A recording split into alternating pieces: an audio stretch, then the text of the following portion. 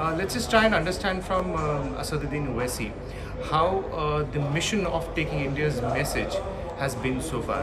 Asad Saab, thank you very much for speaking with us. First of all, tell me, Bahrain is an important member of the GCC grouping, and they've also had relationship with Pakistan. They deal with India as well.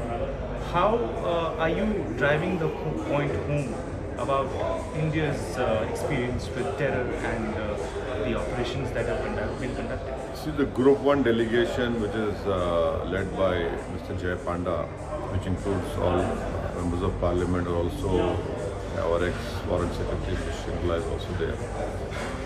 So today's meeting was with His Excellency Sheikh Khalifa bin Abdullah Al Khalifa, who is the Deputy Prime Minister of Bahrain. And then we went and met His Excellency Ali bin Saleh Al Saleh, who is the Chairman of Shura Council. And then after that we met His Excellency Abdul Nabi Salman Ahmad, who is the first Deputy Speaker of the Council of Representatives. So in all these three meetings, first of all, we must thank the Deputy Prime Minister's Excellency and the Chairman of the Shura Council and the first Deputy Speaker.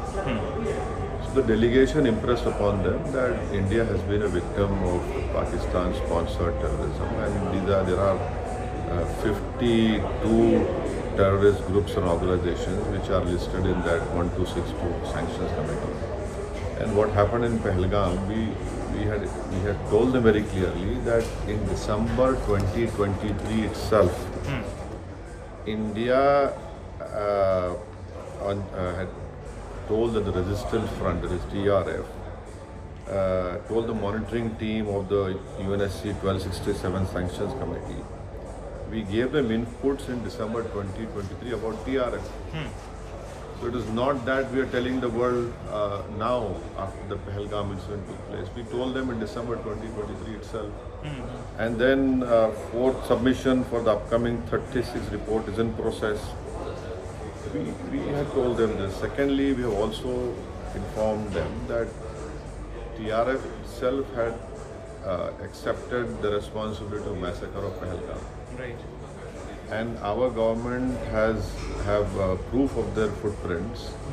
This message that was sent of acceptance of their guilt of massacring 26 Indians was made from two places near the Pakistani army cantonment. And thirdly, the past history of these terrorist groups, which have indulged in wanton terrorism, destruction, killing of Indians, whether in Pulwama, before that in Uri, in last year in Risi near Vaishno Devi, 7 tourists were killed who were traveling in a bus.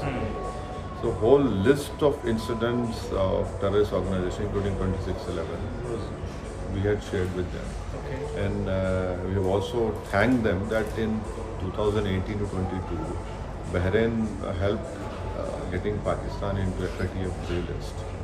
And we also thanked them that they had handed over one person who was wanted in India for terrorist activity in 2014. And also, we have historical contacts with Bahrain for the last 5,000 years. Right.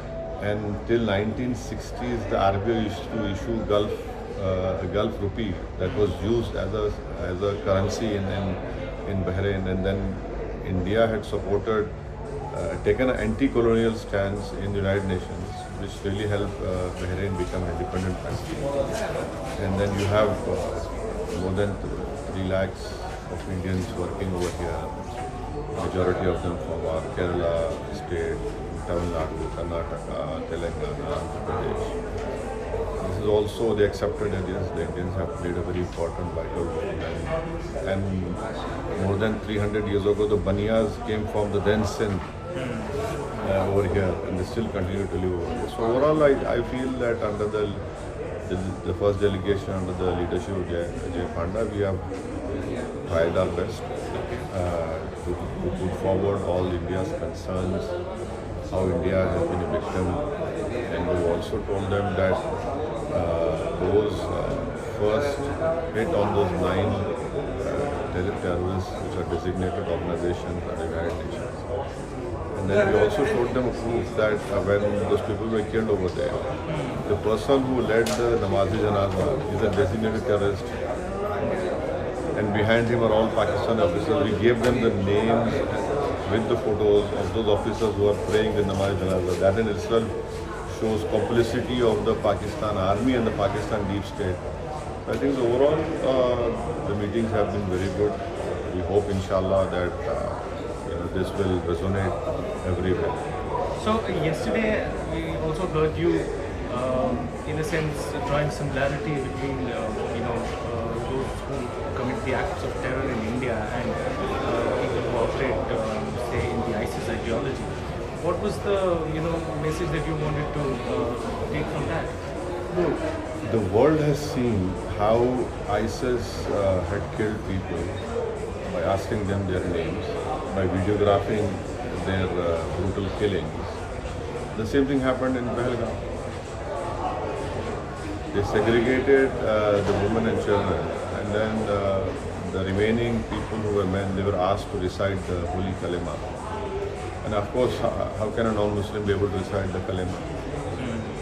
And then they were asked their names. If they happened to be non-Muslim, they were Hindus. They shot that. So I am of the opinion that ISIS not only killed non-Muslims but also killed Muslims as well. That is why the traditional ulama of the Islamic world have called them Takfiri sect, Khawarij. So what is wrong in calling these terrorist groups, which have indulged in this killing of people by asking them their name and their religion? Of course, they are all Takfiri groups only. They are Khawarij, and who are cowards, who are using the holy name of Islam to justify their killings. In fact, the whole world knows Islam came to destroy terrorism forever. The message of Prophet Muhammad when he called people to Islam, and his last khutbah, which we call Hujjatul Wida, what did he say? The Holy Prophet said, there is no difference between Arab and non-Arab. There is no difference between black and white. He said, treat your woman well. This is how you treat.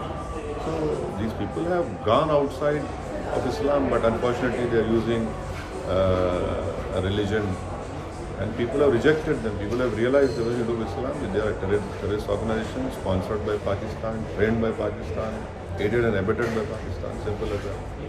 There are all sort of misinformation about India that you see in these countries. A lot of people talk about that. Now they see a Muslim MP, someone who's been very vocal in India as well, coming out and defending the country so strongly. How does that come out? See, who's defending the country is always first priority, whether you're a Muslim or a Hindu or a Christian or you're an atheist, you're an Indian. Of course, we have our own problems in our country. That is an issue which we are fighting for, we'll continue to fight. But when you are representing a country and when you are representing such a crucial time, wherein Indians were slaughtered in Pahalgam, then we had the subsequent developments of the 7th of May, the 9th and 10th of May. We will have to support our government. We are different, we belong to different political parties. We don't accept their ideology. We are opposed to them politically. We continue to be opposing them politically. But here we are representing the country. And yes, our fight against those different political parties is continuing, will continue. But right now we are representing the country. You're going to Saudi, Kuwait, Saudi Arabia and Algeria. What do you think could be challenges in your mission in these countries? Well, I wouldn't like to call it a challenge. We are working as a group. Each one is trying to impress upon the country and the important leaders of that country which we are going to be. We are presenting India's case to them. We are making them explain how India has been a victim. And please understand that a large diaspora lives in the Gulf. You know, you have more than 2-3 lakhs in Bahrain, a huge number in Kuwait, a huge number running into what, 3-4 lakh or more than nearly a million live in Saudi Arabia. So you know, that in itself we have to go and explain to them, and this whole propaganda of Pakistan. Oh, because we are an Islamic country, you know, India is saying this, India is doing that. These countries, they know, but we'll have to reiterate to them that you have more than 240 million Muslims living in India. So how is it that a neighboring country is indulging in terrorism? You know, and they claim to be a great torchbearers of what? So this is also an important point, which I'm sure these countries know, but it is very important to reiterate that also. So the messages of peace, but at the same time zero tolerance. No, the message is about Pahalgam. Message is about why India reacted the way it reacted. The message is about that the terrorism emanating from Pakistan. We hope these countries would tell Pakistan to stop this nonsense which they have been doing it for many years. We are trying to impress upon these honorable countries and the honorable leaders. Does anyone want instability in any of their countries? No. There are many countries who have been victims of terrorism. So stability of India, a country as large as India, having more than 133 crore population. So these are important and valid points which this committee and I'm sure other honorable MPs are part of different groups. In each one of us are trying in whatever way we can to perform this responsibility that has been given to us.